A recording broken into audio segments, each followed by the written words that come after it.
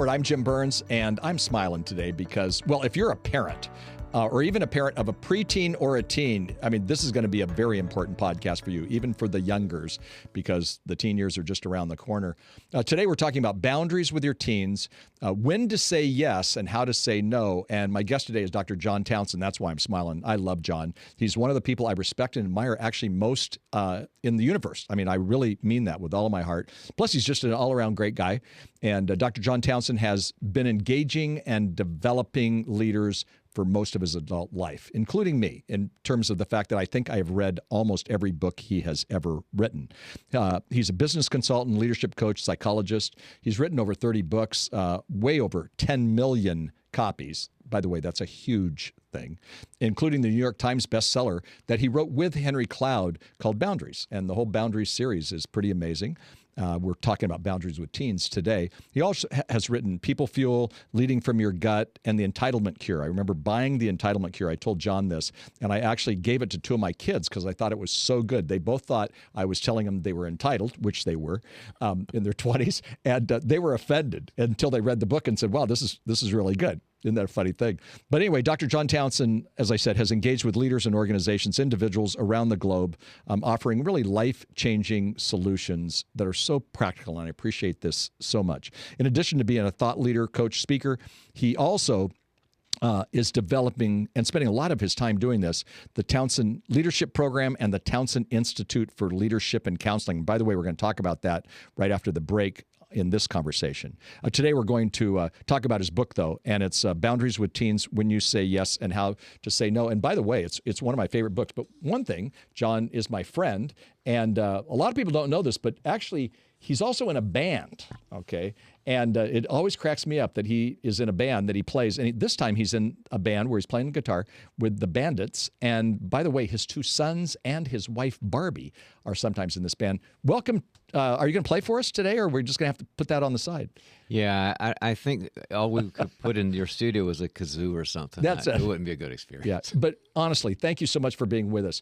I have this memory of your boys being teens. They're not teens now. They're, emerging adults. They're adults. And you I remember just you saying, wow, it's different than I thought. Were the teenage years easy for you? Were they hard for you?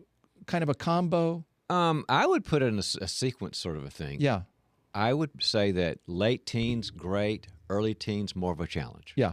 Yeah. So those junior high formative years, yeah, we had to go through them with all our neighbors and friends, and it was more work. Yeah, I've often thought that it's the middle school years that are so tough today. I wrote a book years and years and years ago called High School Ministry. It was a youth ministry book. I wrote it with my friend Mike Yaconelli. And we've now said that the high school book should be the middle school book because it's changed so much. It has. I actually did my PhD in adolescence in England. And the interesting side to it was when I read Boundaries with Teens, I went, he hit the mark. He hit a grand slam. You wrote it a long time ago, but I still think it's a classic. It's a book that I challenge people to go out and read. And in that book, you challenged parents to help understand what are going through the teen years. And you actually said some things. I'm going to list these things, and I want you to kind of just comment, because if I was a parent of a teen or a preteen, I'd go, oh my goodness, disrespectful attitude, self-absorbed, emotionally at times withdrawn, mood swings, sometimes mean to siblings, lacks interest in spiritual matters, experimental behaviors. I mean, those are all part of the teen years. Now, every teen, maybe a mother of a preteen is going, seriously? Not going to be my kid. But those are kind of normal type behaviors. Not every kid has it to the extreme.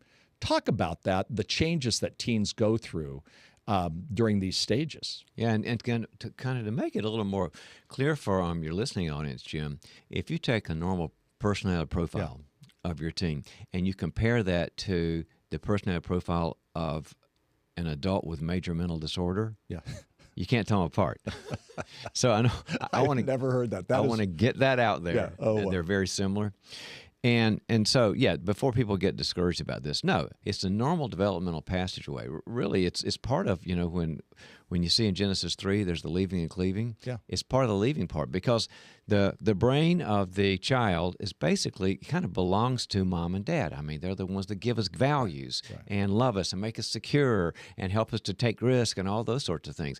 But there's going to be this tension mark in the leaving when the child, and rightly so, has got to say, I'm not them.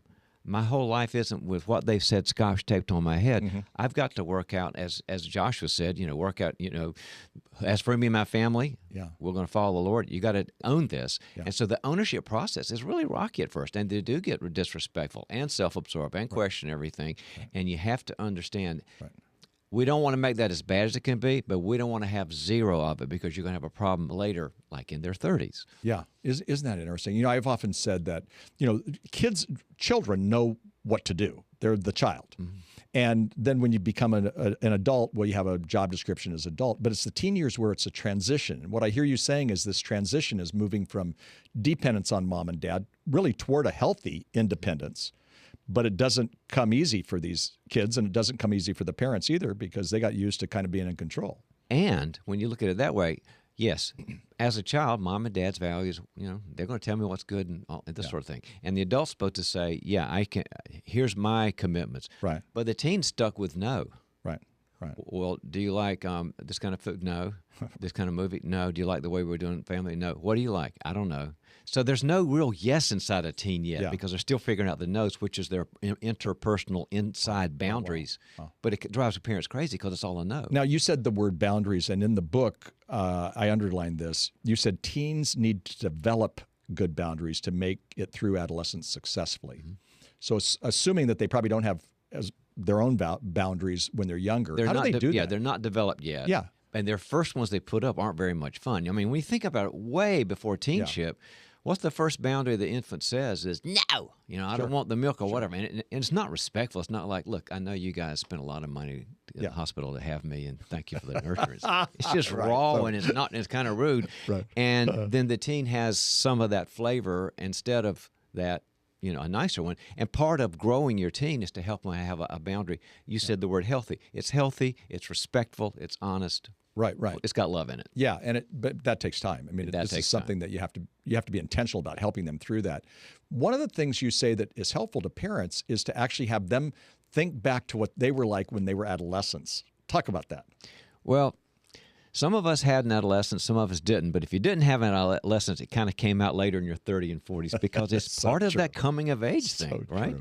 And so it gives you some compassion to realize that all that self-centeredness, a lot of it was just because you were confused, you were hearing messages, and your brain's different. I mean, the thing that you're making decisions with is kind of in flux. Yeah. The thing you're supposed to think about and use, well, the thinker itself is a mess. And so it was a very insecure transitional time, and just have a little compassion and realize my brain was kind of nuts like theirs are. Yeah, right. Work in progress. Yeah. So I read that in your book, and I tried it just recently. I wrote a book called Understanding Your Teen, and I was talking on that subject, and I said, so go back to what you were like when you were 15. Woman raises her hand and goes, I am nothing. My daughter is moody. She's negative. I was compliant. I was the perfect 15-year-old every parent would want, which I laughed going, I'm not sure you really were. But so she didn't buy that. Mm-hmm. What do you say to that parent? Well, then I'd say, Madam, is your spouse here tonight? So good. Tell us about the years after this perfect teenship. Was she ever moody, or was she ever? And then you just say, look, ma'am, you didn't happen very much in your teen years, but I wonder if it happened in your 20s and 30s and 40s. There's no free lunch here. No, that's right. And I think we see a lot of that, even sometimes within Christian homes, where the kids were more compliant during the teen years. Mm-hmm. Maybe they're really involved in a youth group and whatnot, and then they get to the young, emerging adult stage, and that's when they're doing experimental behavior and making the changes. And doesn't every parent want to say, if they're going to go through it in their lifetime, I'd like for them to do it when I'm home, and I can monitor, and I can be part of the redemptive process and the training process, as opposed to yours at a school 2,000 miles away. And that happened for us. I would say with our three girls, all of them went through some of the stage a little later. Christy said a line talking about spirituality. She said, I had to disown my parents' faith. This is in college, to own my own faith. She wrote it in a school newspaper. She was a editor and had a column.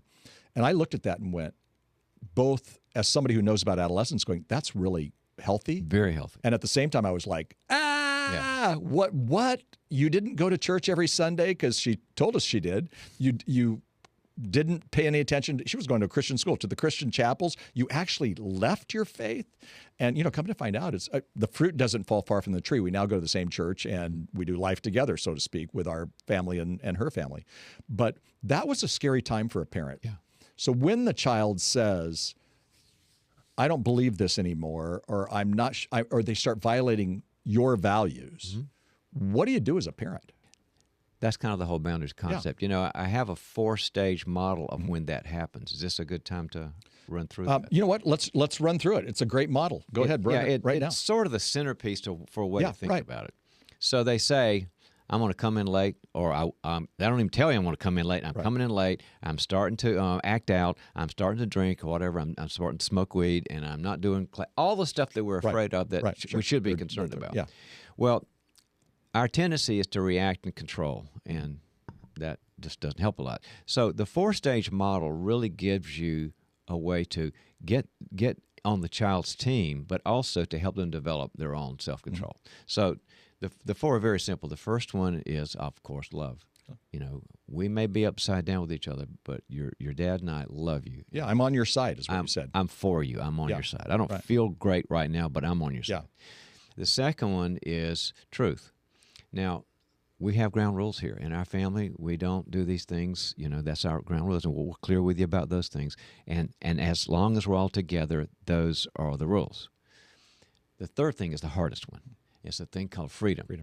Because we probably can't stop you. We're not going to put bars on all of the doors in our house and alarms that come off. And this week we can't do that. But so you probably have free to do a lot of these things, but before you think this is a free lunch, because we are concerned about your growth and your future, the fourth one is a thing called reality. And reality means consequences. So just to make sure you know it, here's the consequences for being out too late or for disrespect or whatever. Feel free to do them, but there's going to be some kind of act that we think is going to be kind of teachable for you. Right. And then what you've said is a lot of things that child's mind is like, okay, they're mad at me, but they're not my enemy, and I've got freedom, and I got to have freedom as a teenager. But I got to consider, is it really worth it if the consequence is going to be there? Right. So good. No, I've reading those again. You call them anchors. In reading those anchors, I went, that is just that. Frankly, is good parenting at every level. At every level, you actually parent different by age development issues, but it's just good stuff. By the way, we'll put that if you're listening or watching it on YouTube today, we'll put that in our show notes so you can get his anchors. But I suggest that you go buy the book Boundaries with Teens, because I think it's just such a good talk about anchors. It's an anchor for helping your kids get through this. I want to ask one more question, then we're going to have to take a break. But you tell parents to be united as possible, and no parent is going to be. Kathy and I said we were 85% together on things, and that was actually pretty good. Pretty good, right? And actually grateful for some of your writings on that. But this you had imaginary conversation, but I think you were living in our head. Mom, you're letting him do anything he wants. Dad, well, you're too strict with him. And this is a Kathy Jim thing. And actually it is, I tended to be, too loose, and she tended to be too strict. He needs more discipline and structure. He needs more love and encouragement from you, right? You can notice that I'm already moving toward the dad thing, where actually Kathy is an amazing mom. He's becoming irresponsible and out of control. He's becoming insecure and afraid. I think there's a bit of both in there, but what do you do when you're just simply not on the same page? Well, number one I always think of is go get a referee. Yeah. Because if you're in your head, because life is really about love and limits, or grace and structure, or grace and truth, all those two things. And to everybody, nobody's going to be 50-50. There's not a 50-50 person out there. So we're always one or the other. Right. And so how can you question yourself about what they're saying and say, well, I was raised this way, it works for me? It's a bad conversation. So I say pray about it, and then get some people who are good parents, who are balanced, and say, here's our deal. Give us some feedback and listen to feedback. Yeah. We always need a referee when we're stuck. Right. No, that's so good. It's funny. Referee is a better word. I use the word moderator, but I've told so many people, look at, you're not totally wrong and he's not totally right and vice versa. Somebody can help you work through this and you can move toward problem solving because sometimes it's a matter of problem solving. Kathy and I never saw eye to eye on education. It's funny. Our kids have master's degrees. We were big on education, but I just didn't do it different. I did it. And one time a moderator friend of ours said, well, it seems like Kathy's doing a really good job. The kids seem to be doing well.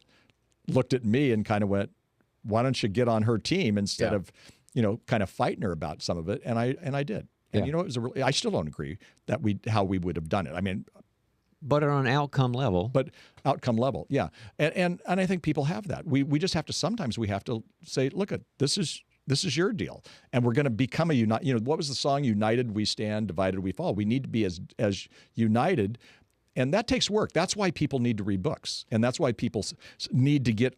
Like for discipline, if you're disciplining differently, then find somebody that you like and begin to both read the same kind of material and then take on their ideas. And that's, in some ways, a moderator from afar or a referee from afar. Absolutely. And another really good tool there, Jim, and this is not something you do in the heat of the fracas whenever you're all upset.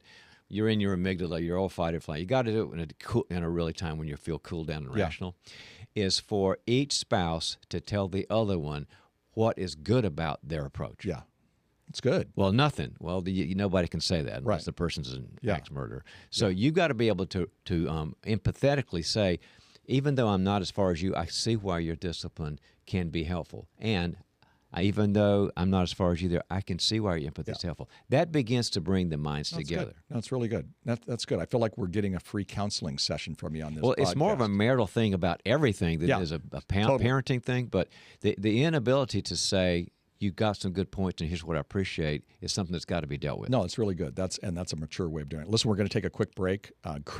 Great conversation today. John Townsend is with us. All information about John, his books, and also the great work at the Townson Institute, which we'll talk about, is in our podcast notes. And one of the very simple ways you can get on the same page is actually to go buy the book, Boundaries with Teens, and read it together. Kathy has read books literally to me when we were driving, and that was, a really good thing. The problem was when she was reading it, she would sometimes make comments that, editorial comments. But I'm not. I feel like I'm throwing Kathy under the bus, Jim, and she's a great parent. They were just to help you grow. Absolutely. Anyway, we're going to take a quick break. We'll be right back. Don't go away. I'm Erin Mashaw, and I want to invite you into an honest conversation about one of life's most awkward yet important topics: sex. Conversations about sex can bring up all kinds of weird emotions, not the least of which is awkward. But that's not a reason to avoid the topic altogether.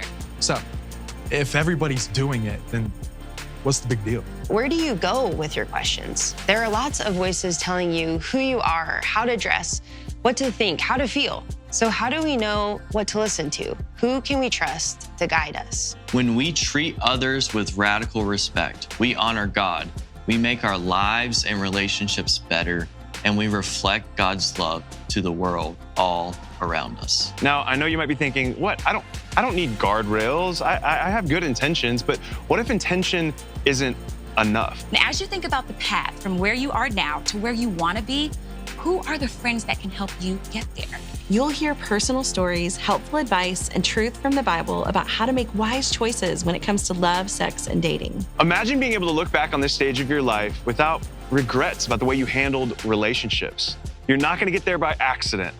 You're going to have to decide in advance what guardrails to put in place to get to where you want to be. Join us for a student's guide to sexual integrity.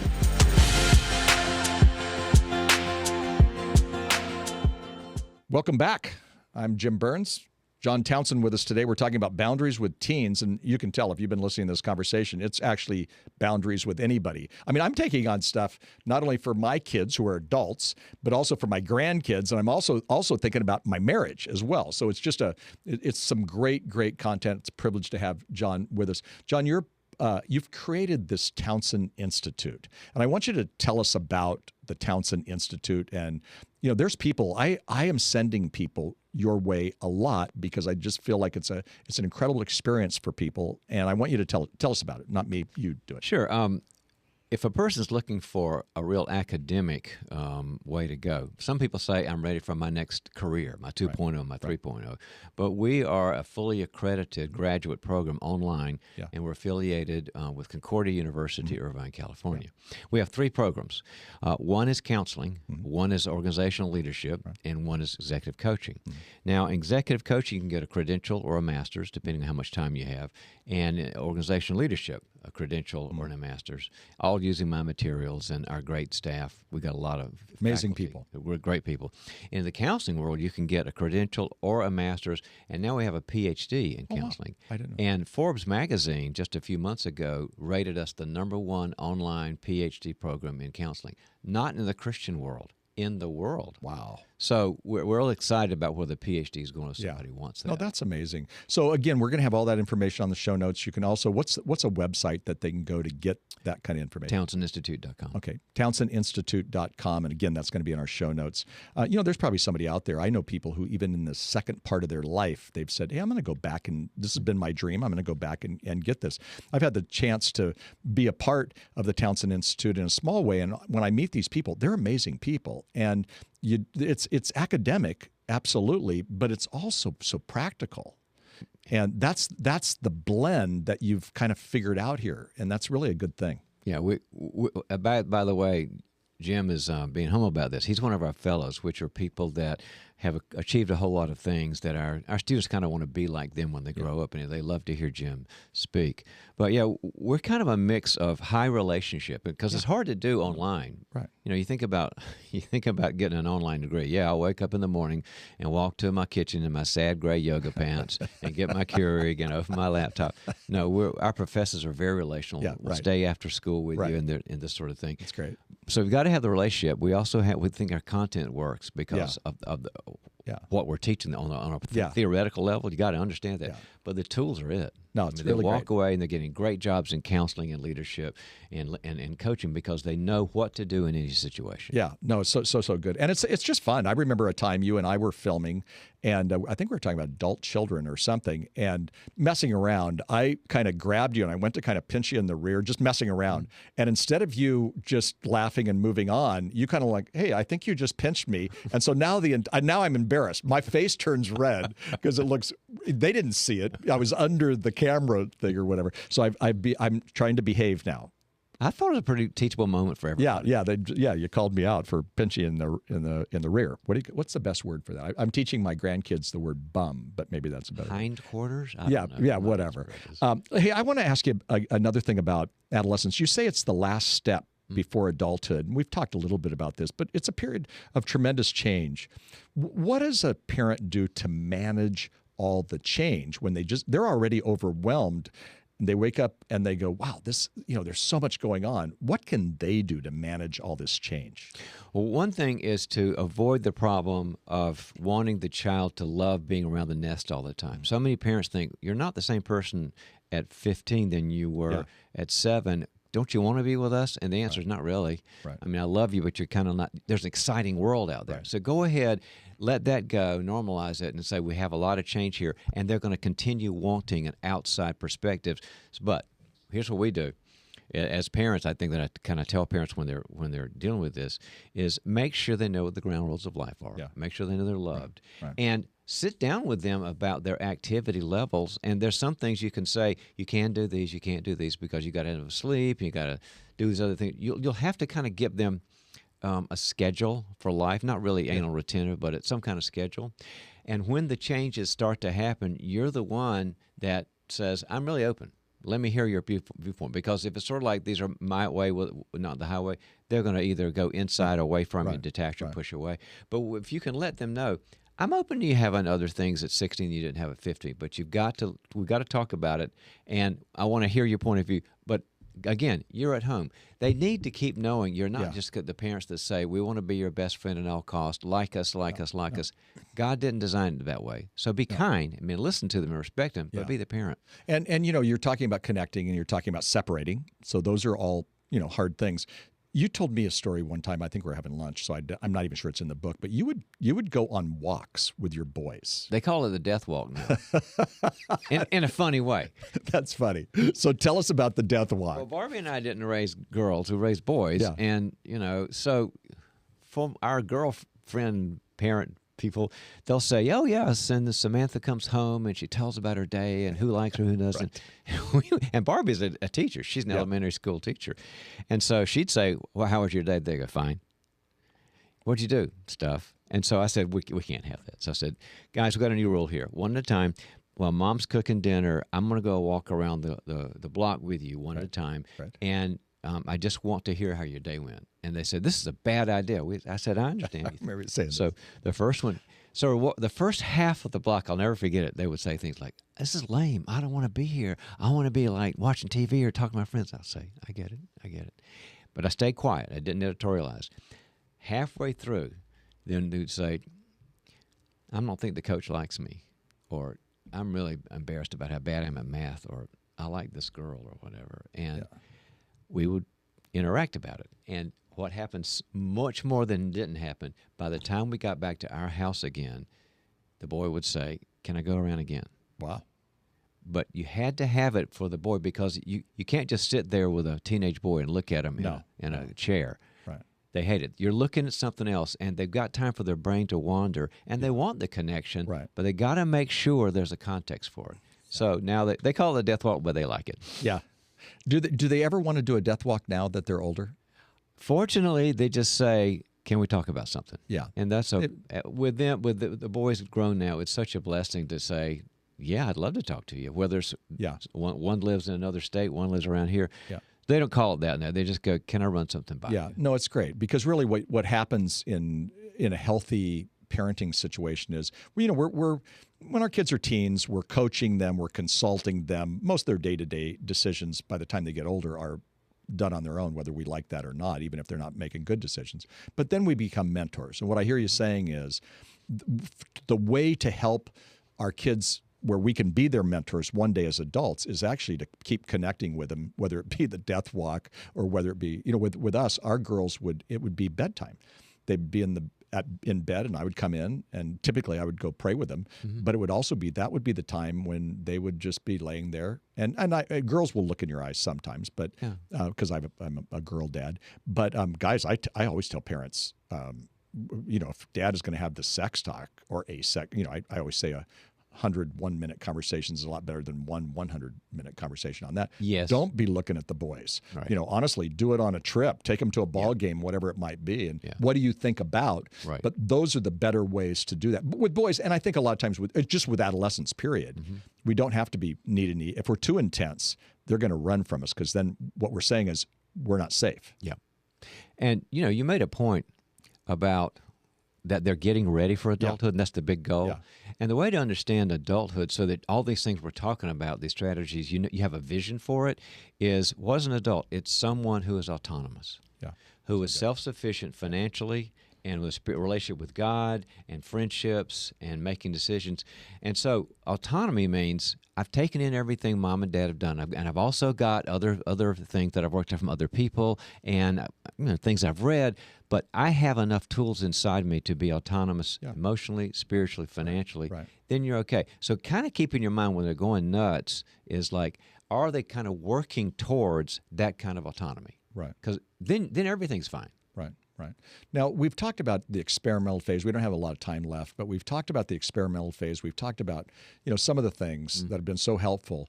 What do you do when your teenager is, doing drugs, or when they're doing something really, really intense, that you say, this is not good? I want them to become independent, but at the same time, these kinds of actions can ruin the rest of their life.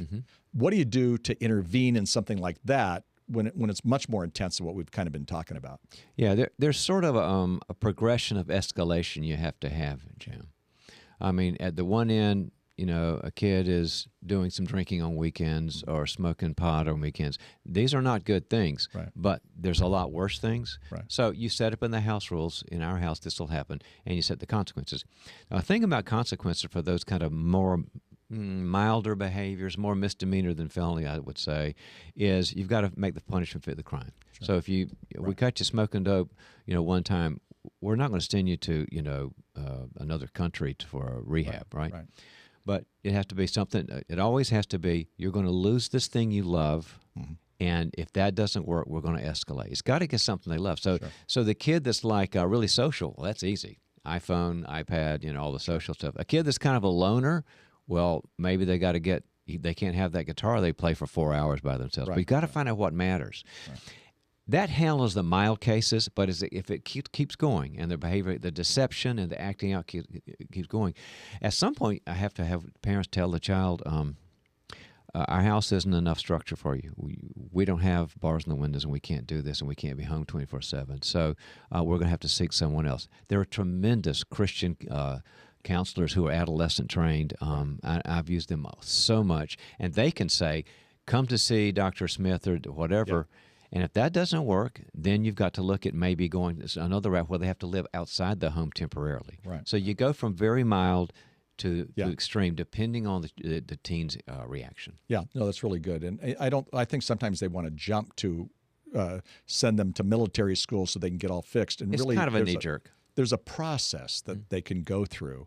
I appreciate that. So good.